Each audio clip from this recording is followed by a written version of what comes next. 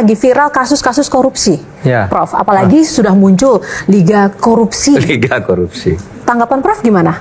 Ya, memang ekspresi kemarahan publik terhadap perkembangan korupsi yang sekarang gejalanya seperti permainan domino aja, muncul ini, ditutup kasus ini, yang ini hilang tidak selesai, tutup ini, dan seterusnya. Ini memang masalah kita, sehingga orang lalu menyebut Liga Korupsi kan, ini yang tertinggi, yang kedua ini, yang ketiga ini, nanti finalnya seperti apa kita belum tahu juga kan. Nah, ini kan otomatis membuat pertanyaan publik ya, Prof. Jangan-jangan selama ini memang hanya tidak terbongkar saja, Prof. Oh iya, bukan hanya tidak terbongkar selama ini, tidak dibongkar. Sebenarnya dibongkar. gejala itu sudah ada kan, orang sudah tahu semua sejak dulu.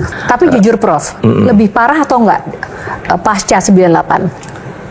Menurut saya lebih parah. Lebih parah? Iya, daripada 98. Kenapa, Prof? Gitu ya, kalau korupsinya ya. Iya, kita di fokus ke bidang lain korupsi mungkin nih. kita bisa bicara lain.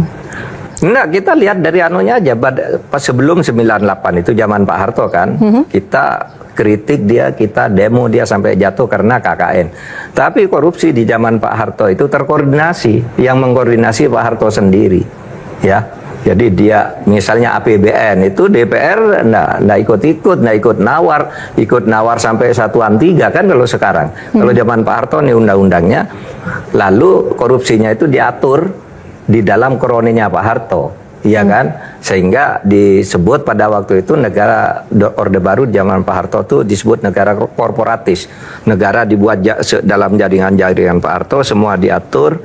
Ada yang korupsi, ada yang diberi hak tertentu. Nah, yang korupsi itu diatur melalui penguasaan terhadap berbagai organisasi-organisasi menjadi sebuah korporatis. Nah, itu dikendalikan oleh Pak Harto. Tapi zaman sekarang ini semua korupsi, bukan hanya eksekutif. Dulu kita kaget kalau ada orang Mahkamah Agung, pengadilan itu korupsi itu ributnya bukan main dulu zaman Pak Harto. Nggak ada yang berani. DPR dulu nggak bisa flexing gitu ya. Dulu DPR tuh zaman Pak Harto, kalau misalnya orang yang seminggu sekali pulang ke Jogja atau ke Surabaya itu naik kereta loh, ke Semarang naik kereta. Sekarang nyewa pesawat juga banyak tuh DPR. Yang salah di mananya? Ya kita semua mungkin terlalu liberal. Mari kita diskusikan nanti. Anda tahu pengawas-pengawas itu sekarang terlibat korupsi semua dari lembaga yang harus diawasi.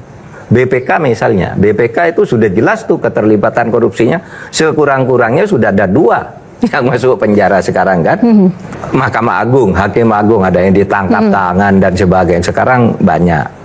Di Mahkamah Konstitusi juga ada gitu. Jadi semua lini sekarang harus ada perubahan. Dengan cara seperti apa? Ya mari kita bicarakan, karena banyak menurut alternatif perubahan. Kalau saya perubahannya sekarang yang paling kunci begini. Kalau saya ya, tinggal Pak Prabowo presiden sekarang. Apa yang dipidatukan, koruptor akan dikejar sampai ke mana? Antartika. Ke Antartika, sampai ke lubang tikus dan sebagainya. Sekarang laksanakan, karena koruptor itu kan ada di depan dia semuanya.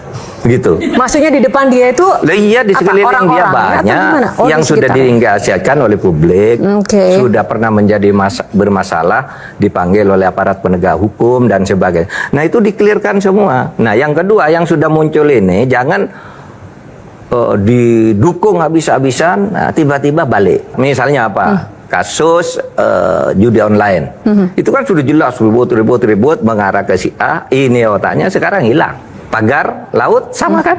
Wah, rame ini atas dukungan Pak Prabowo akan ini. Nah, sekarang nih anti kilimat. Pertamina juga kan udah mulai balik nih. Wah, kemarin ribut balik lagi nih sekarang. Katanya enggak, Pertamina enggak salah ini. Sudah mulai begitu kan? Sudah mulai dilokalisir ke orang yang terlanjur. Seakan-akan penindakan ini hanya karena keterlanjuran dibuka gitu. Lalu mau balik lagi berbagai cara. Ini pandangan saya yang melihat posisi presiden seperti itu. Tapi saya tidak tahu kesulitan politis apa yang sekarang merasa ada kesulitan presiden. Politis yang dihadapi Pak Prabowo?